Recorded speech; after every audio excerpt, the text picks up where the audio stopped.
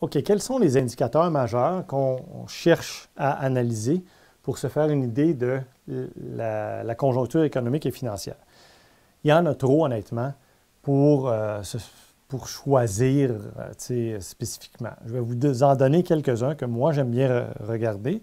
Mais, encore une fois, avec l'expertise et l'expérience, vous allez arriver à dire, ah, bien là, des fois, il y a des indicateurs qui deviennent plus importants que d'autres.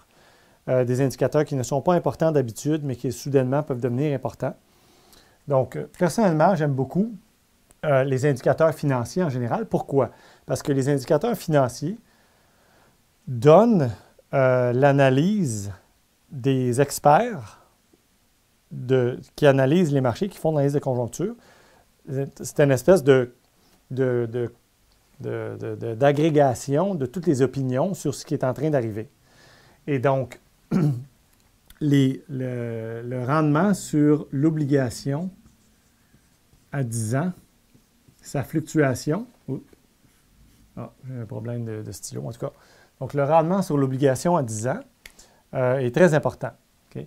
Donc, lorsqu'il baisse très rapidement, généralement, c'est qu'il y a du pessimisme dans les marchés. Lorsqu'il augmente rapidement, rapidement, ça peut être mauvais signe aussi, mais graduellement, généralement, c'est assez bon signe pour la conjoncture. Ensuite, la position, évidemment, de la Banque centrale.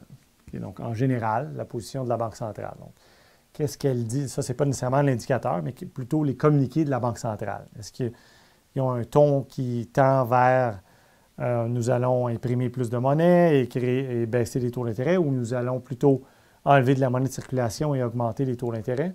Donc, le ton général de la Banque centrale. Les indices boursiers. Donc, les indices boursiers sont intéressants. Évidemment, le problème, c'est que pour plusieurs gens qui font de l'analyse de conjoncture, ce qui les intéresse, c'est de prévoir les indices boursiers. Le problème, c'est que les indices boursiers devancent le cycle. Alors, vous devez évidemment comprendre les fluctuations boursières dans le cadre plus large de l'économie, mais les indices boursiers intègrent justement les anticipations à propos du court terme, là, 4, 6, 12 mois, 4-6-12 mois, ouais, environ.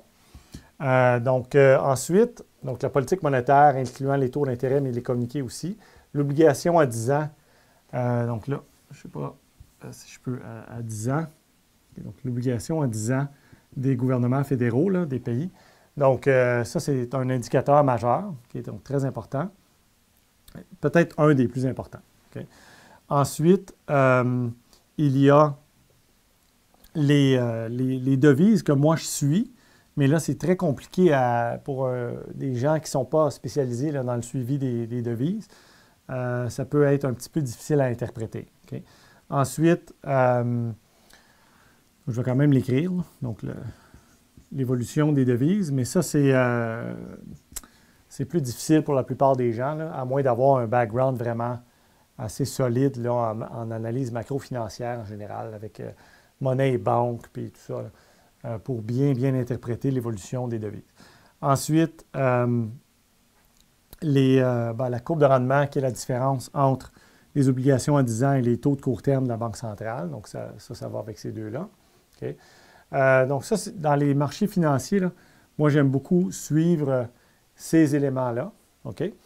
Il y en a plusieurs autres, mais en gros, ça en est là, que je suis là, très régulièrement. Et évidemment, après ça, il y a l'inflation. Okay? Généralement, il n'y a rien à voir, mais lorsque l'inflation augmente graduellement, ça peut dire que la Banque centrale va peut-être réagir, ou en tout cas, vous pouvez mieux interpréter ce que les gens de la Banque centrale vont dire, parce qu'eux, ils cherchent à garder l'inflation autour de leur cible. Donc, les indicateurs d'inflation et de pression de prix, donc les coûts de production, les coûts de la main-d'œuvre, etc. Le chômage, en général, mais aussi, et ça, c'est très important, les deux autres indicateurs du marché du travail, le taux d'emploi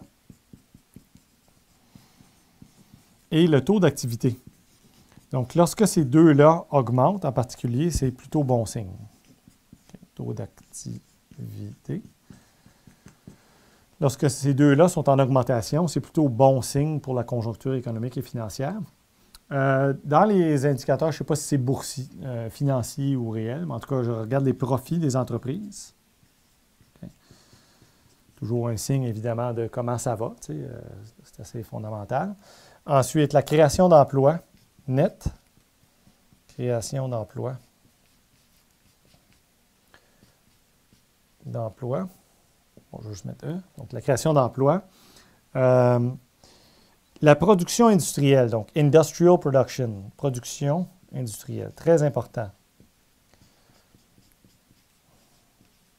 Et la production industrielle, indicateur très important qui donne le pouls en général de ce qui est en train d'arriver au niveau de la production de biens physiques. Okay?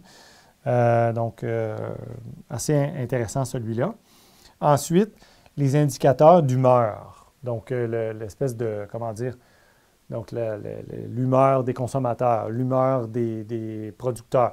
Donc, les producteurs, vous allez le retrouver beaucoup dans le PMI, le Purchasing Managers Index. Donc, lorsqu'il baisse, et surtout de plus en plus de façon convaincante, c'est plutôt mauvais pour la conjoncture en général, quoique il faut encore une fois que ce soit confirmé par d'autres signaux. Lorsqu'il augmente, c'est plutôt bon signe. Et l'humeur des consommateurs, donc il y a différents sondages sur l'humeur des consommateurs en général. Donc, ce sont certains des éléments que je regarde. Il y en a un qui est sur Fred, de la Réserve fédérale de Saint-Louis, okay, qui est, on appelle GDP Now, qui donne un indicateur comme agrégé de l'activité économique américaine. Donc, ce qui est en train d'arriver maintenant. Donc, généralement, il répond assez bien à la conjoncture, mais évidemment, le problème, c'est que souvent, quand il est en contraction, vous constatez que c'est déjà en train d'arriver la contraction. Il est comme trop tard, mais en tout cas, il est intéressant à suivre, celui-là. J'essaie de penser à d'autres, mais celui-là en est un. Voilà, donc c'est pas mal ça. Les obligations à 10 ans, les communiqués de Banque centrale, les indices boursiers, et ces éléments-là en sont que je suis très régulièrement. Et les grands titres des nouvelles en général pour avoir l'espèce de pouls du marché. Okay? Mais ça, ce n'est pas des données. Donc, voilà. Okay? La production manufacturière est comprise généralement dans la production industrielle, donc c'est comme un peu moins important. Les ventes au détail, ça peut être intéressant, quoique c'est très bruyant. Justement, on parlera de ça, là, mais donc, voilà. Alors, ça, c'est certains indicateurs de conjoncture qui sont importants à savoir suivre et interpréter correctement.